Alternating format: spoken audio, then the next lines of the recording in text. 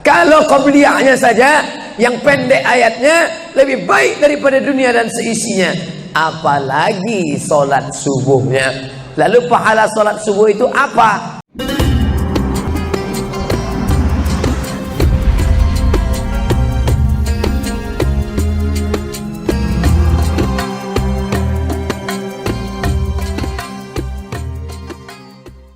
Bangun tadi dari tidur langsung beribadah. Buka mata, ibadah pertama adalah zikir. Alhamdulillahilladzi ahyana ba'dama amatana wa ilaihin nusyur. Masuk kamar mandi, tempat najis, kotor, bau, kotoran, tempat setan, tapi tetap menjadi ibadah. Dalam WC-nya pun ibadah. Dia masuk lagi ke kiri, dia katakan Allahumma inni a'udzubika minal khubusi wal khaba'is. Keluar dari kamar mandi itu ibadah juga. Dia langkah kaki kanan, dia katakan ghufranaka, ghufranaka, maafkan aku ya Allah. Mengapa dia minta maaf keluar dari WC? Karena selama di WC dia tidak menyebut Allah. Lidah yang diciptakan untuk beribadah, selama di dalam tidak beribadah, maka ibadah di dalam WC hanya hatinya saja berzikir.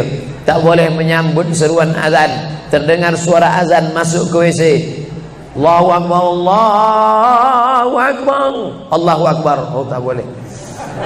Tak boleh mengucapkan salam. Assalamualaikum, Nabi diam. Assalamualaikum, Nabi diam. 3 kali diucap, Nabi diam. Selesai keluar dari toilet, WC, barulah Nabi menjawab Waalaikumsalam warahmatullah. Karena tidak boleh menyebut nama Allah, maka minta ampun keluar dari WC. Karena lidah yang semestinya dipakai untuk menyebutmu ya Allah, berzikir mengingatmu ya Allah, tadi tak kupakai selama beberapa menit di dalam.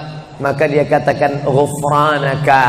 Lalu kemudian melihat wajah di cermin, mana tahu ada kotoran di mata. Jangan sampai kita berjumpa sama orang di masjid, orang senyum, kita senyum, yang disenyumkan orang kita. Maka lihat dulu baik-baik. Maka ketika melihat wajah, dia pun menjadi ibadah.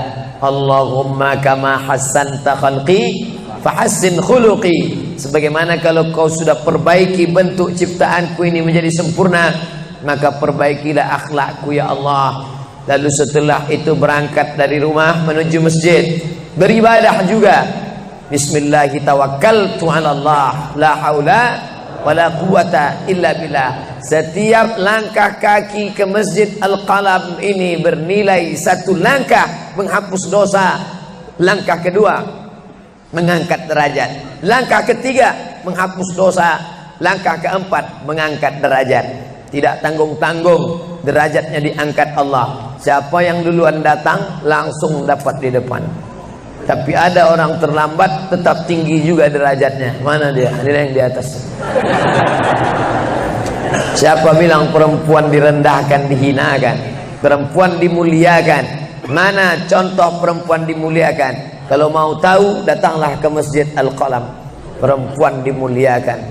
Bapak Ibu yang dimuliakan Allah, masuk ke dalam masjid, langkah kaki kanan, Allahumma inni as'aluka min fadlik. Itu doa nanti keluar. Tapi ketika akan masuk, apa doanya? Allahumma ya Allah, iftahli, bukakan untukku abwaaba rahmatik, pintu rahmatmu. Bernilai ibadah. Duduk berzikir, jangan ngobrol, jangan cerita. Foto Pak Ustaz, sikit-sikit boleh. Lalu kemudian selama itu tertulis tadi di atas. Itulah hebatnya masuk ke Masjid Al-Qalam, tidak hanya mendengar ceramah, dapat pengajian. Ketika saya masuk tadi, dengar suara azan, ada tulisan hadis riwayat Al-Bukhari.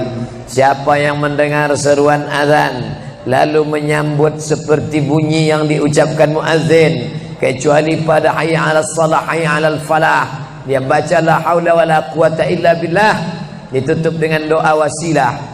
Allahumma rabba hadhihi da'wati tammah wassalatil qa'imah, dimintakan untuk Nabi Muhammad. Ati sayyidana Muhammadanil wasilah wal fadilah wasyarafa wad darajatal aliyatar rafi'ah. Yang kelima, wab'athullahumma maqaman mahmuda alladzi wa'adtah innaka la tukhliful mi'ad. maka kata Nabi, halat laku syafaati yaumal qiyamah, layaklah dia mendapat syafaatku hari kiamat. Makanya selama duduk di depan tadi tak ada satupun yang ngobrol, semuanya menyambut seruan azan. Allahu Akbar, Allahu Akbar, Allahu Akbar, Allahu Akbar. Ada kawan sebelah ngajak ngobrol, gimana bro program mancing kita? Allahu Akbar, Allahu Akbar. Nah, cerita tak tentu arah. Ini kita sedang beribadah kepada Allah Subhanahu wa ta'ala. Lalu kemudian selesai azan, salat sunat yang balasan pahalanya khairum minad dunya wa ma fiha, lebih baik daripada dunia dan seisinya. Apa itu? Qabliyah subuh. Sampai-sampai andai terlambat qabliyah subuh, tetap boleh dilaksanakan setelah subuh. Habis salat subuh barulah dilaksanakan qabliyah subuh. Tapi kalau sudah sama-sama ngaji, tapi kalau nanti pulang kampung, justru sekarang orang di kota ngaji, di kampung tidak ngaji. Zaman dulu di kampung ngaji, di kota tidak ngaji. Sekarang dunia sudah mau kiamat. Di kampung orang ngaji, di kampung orang tidak ngaji. Kenapa? Parabola masuk desa. Oleh sebab itu maka kalau di kampung itu tidak ada pengajian, mereka tidak tahu bahwa qabliyah subuh diganti setelah subuh. Nanti pas mau bulan puasa pulang kampung, jangan qabliyah subuh setelah subuh. Karena nanti begitu mereka lihat, loh apa tuh? Sejak tinggal di Bekasi ikut aliran sesat. Dia tidak tahu bahwa sholat qabliyah subuh itu jangan sampai tinggal. Andai tertinggal tetap dilaksanakan setelah sholat subuh. Ayatnya diatur. Ayat pertama, qul ya ayyuhal kafirun. Ayat yang kedua, qul huwallahu ahad, Allahus samad, lam yalid wa lam yulad wa lam yakul lahu kufuwan ahad. Andai masuk ke dalam masjid, kebetulan jamnya langsung nampak kelihatan, iqamat tinggal 2 menit lagi, iqamat 2 menit, tak mungkin sholat 4 rakaat. Pilihannya tahiyatul masjid atau qabliyah, qabliyah atau tahiyatul masjid. Kalau melaksanakan tahiyatul masjid tidak dapat qabliyah, tapi kalau melaksanakan qabliyah automatically dapat tahiyatul masjid. Oleh sebab itu andai terlambat, waktu tinggal 2 menit, maka laksanakanlah qabliyah subuh. Tapi jangan gara-gara ini terlambat terus. Yang paling afdal cepat datang. Apa kata jamaah? Yang lambat kan ustaz, kami cepat datang. Bapak Ibu yang dimuliakan Allah Subhanahu wa ta'ala, selesai itu salat subuh. Kalau qabliyahnya lebih baik daripada dunia dan seisinya, apalagi salat subuhnya. Begitulah.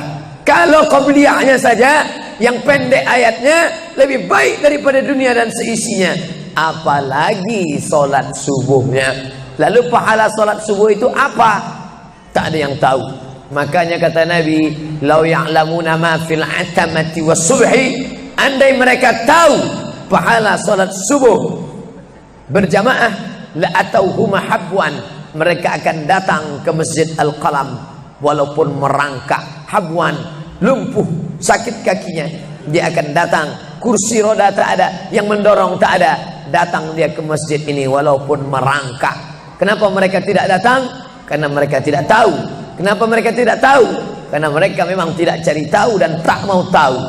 Dan sampai masanya mereka nanti akan menyesal saat melihat orang-orang mendapatkan balasan.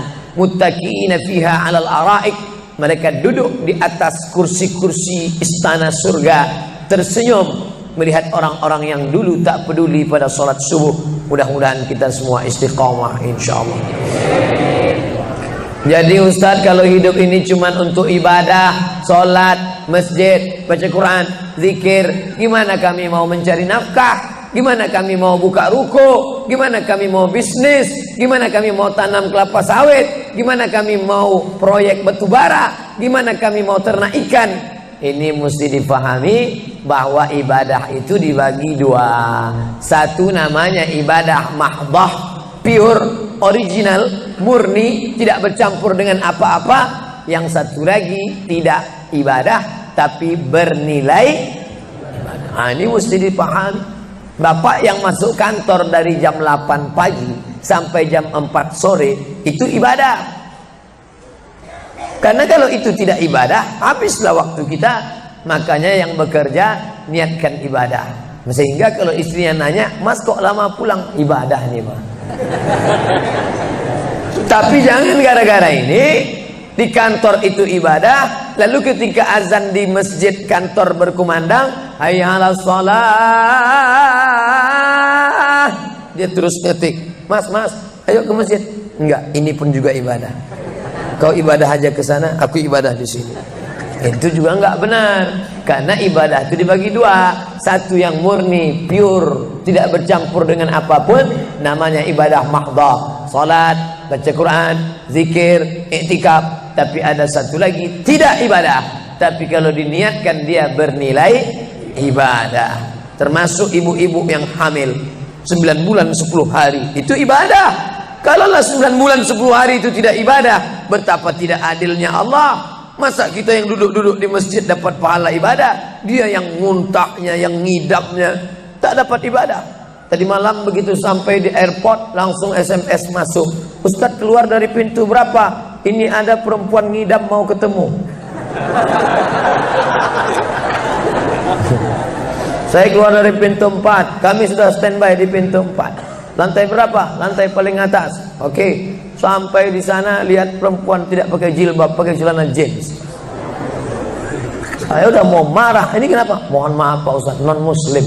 Astagfirullah. Rupanya non muslim hamil ngidam mau jumpa Ustaz Somad. Mudah-mudahan anaknya jadi anak soleh. Biasa. Allahu Akbar. Bernilai ibadah. Lalu yang dapat pahala dari itu siapa? Dari mana ibu-ibu hamil muda itu tahu saya? Kenal saya di mana? Padahal dia dari Jawa, saya dari Sumatera. Ternyata ada orang beribadah yang tidak kita sangka ibadah. Tidak ada rukun, tidak ada syarat, tidak ada wajib, tidak ada sunat, tidak ada makruh, tidak ada mubah. Apa ibadahnya? Ya ini, merekam ceramah ini. Merekam ceramah ini ibadah. Memoto itu ibadah. Bayangkan resiko tukang foto. Saya sampai sekarang tukang foto itu resikonya nanti setelah tua matanya gini.